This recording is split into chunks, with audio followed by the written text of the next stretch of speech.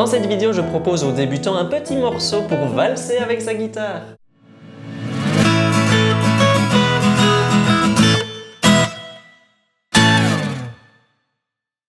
Salut à tous, c'est Robin Mace. Il y a quelques mois, j'ai composé une petite valse que j'ai appelée valse de la rosace et elle a été assez appréciée. Le souci, c'est que techniquement, elle est dans un niveau intermédiaire avancé, donc pas accessible aux débutants. J'ai donc décidé de composer une nouvelle valse, mais cette fois axée pour débutants. Je vais jouer la valse pour débutants avec partition et tablature à l'écran et vous pouvez y accéder en format PDF sur mon Tipeee ici.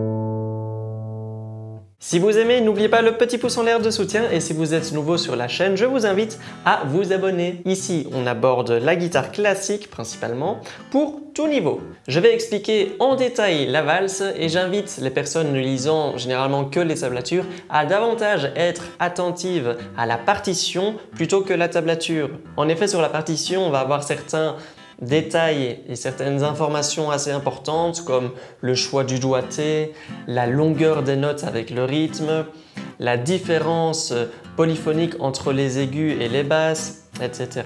Sur la partition, vous pouvez voir donc les lettres P, I, M, A au-dessus des notes. Le P, ça correspond au pouce, le I à l'index, le M au majeur et le A à l'annulaire. Pour la première mesure, on va préparer le deuxième doigt sur le La de la troisième corde à la deuxième case et on jouera la cinquième, troisième et première corde avec le doigté P, I, M. Ensuite, on jouera les deux cordes extrêmes mi grave et mi aigu avec pouce annulaire et on terminera avec un Si à vide deuxième corde avec le majeur. Voici les deux mesures. Ensuite, on reprend le mi grave avec le pouce, on rejoue le Si à vide avec le majeur et cette fois on va venir chercher le Ré à la troisième case de la deuxième corde avec le petit doigt. Et pour la mesure suivante, on jouera le Do et le La avec le La grave en même temps que le premier Do. Donc voici les deux mesures. Idéalement, c'est bien de garder le premier doigt et le deuxième doigt de cette mesure enfoncés pour laisser résonner les notes. C'est joli pour les harmonies. Pour la mesure 5 et 6, on refait exactement la même chose que les deux premières mesures. Donc les notes c'est La, La, Mi, Mi, Si. Pour les deux dernières mesures de la première partie A, donc des 8 premières mesures, on va jouer dans les aigus Mi, Fa, Mi, Ré, Do, Si, La, une petite gamme qui monte et qui redescend directement. Alors attention, ici on va utiliser beaucoup le doigté annulaire majeur pour éviter certains croisements de doigts. Ça fait ceci, avec le Mi grave pour commencer au niveau de la basse.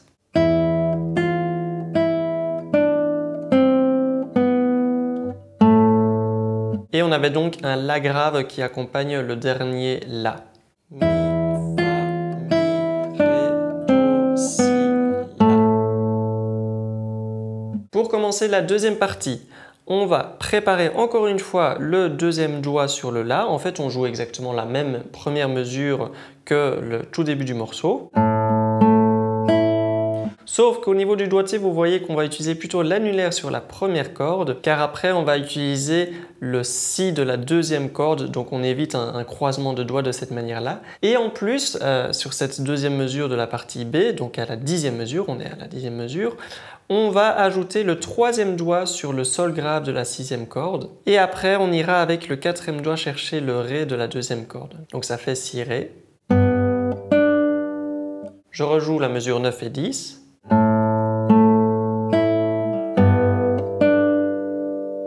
Ensuite, on garde la même position au niveau de la main gauche, de la main sur le manche, et on va jouer simplement les notes Sol grave, Ré de la deuxième corde, et puis Sol, troisième corde à vide. Et on va enchaîner en jouant 2 Do. Donc le troisième doigt se déplace sur le Do de la cinquième corde, et on viendra avec le premier doigt sur le Do aigu. Et ceci, je jouais avec le doigté PMA. Donc je rejoue ces deux mesures-là, la mesure 11 et 12.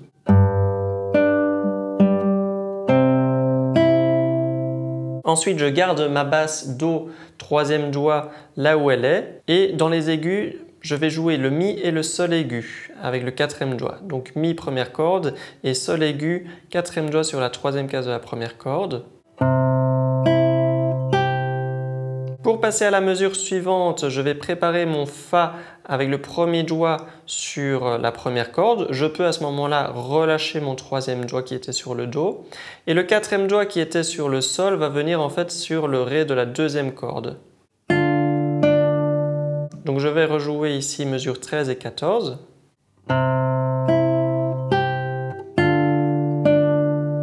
Encore une fois, c'est intéressant de garder les deux doigts enfoncés, le Fa et le Ré, pour garder les harmonies de la mesure. Après, on prépare le deuxième doigt sur le Mi à la deuxième case de la quatrième corde et on joue encore une fois la petite gamme qu'on avait eue exactement à la fin de la première partie, Mi, Fa, Mi, Ré, Do, Si, La, sauf que du coup la première basse ici c'est un Mi de la quatrième corde et on ajoutera sur le troisième temps un Mi grave avec le pouce et on terminera bien sûr avec 2 La, tout comme la fin de la première partie, donc ça fait. Et ici, une grande difficulté, si vous êtes débutant, résidera sur le fait de garder le deuxième doigt enfoncé et de bien gérer les notes aiguës malgré le fait qu'on garde le deuxième doigt enfoncé sur le Mi le temps d'une blanche. Donc je garde le doigt. Et sur le troisième temps, je peux lâcher. Et je termine la petite gamme.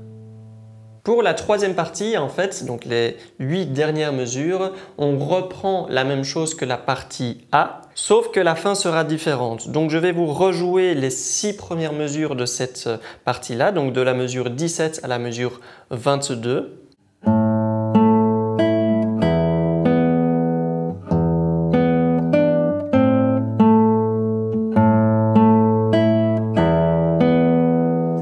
Les 2 dernières mesures consisteront à faire une petite gamme ascendante qui va du Si jusqu'au La aigu et on ajoutera en fait un Fa dièse et un Sol dièse. Il faudra faire attention ici au niveau de la main sur le manche qu'on va passer à un moment donné en deuxième position pour attraper le Fa dièse premier doigt à la deuxième case de la première corde, Sol dièse quatrième case et le La cinquième case. Mais depuis le Si ça fait ceci, Si, Do, Ré, Mi, je décale, Fa dièse, Sol dièse, La. À la guitare.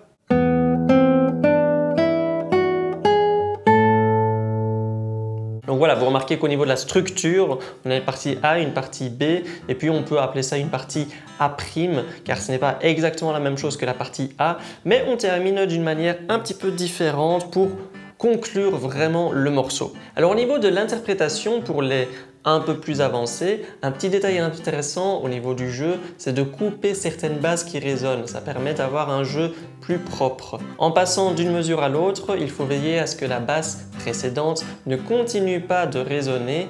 Donc pensez à poser votre pouce sur la basse en question pour couper sa résonance. Je vous montre l'exemple sur les 2 premières mesures. N'oubliez pas le petit pouce en l'air et l'abonnement, j'espère que ce petit morceau motivera les débutants à faire bouger les doigts. On se voit dans une prochaine vidéo. Ciao!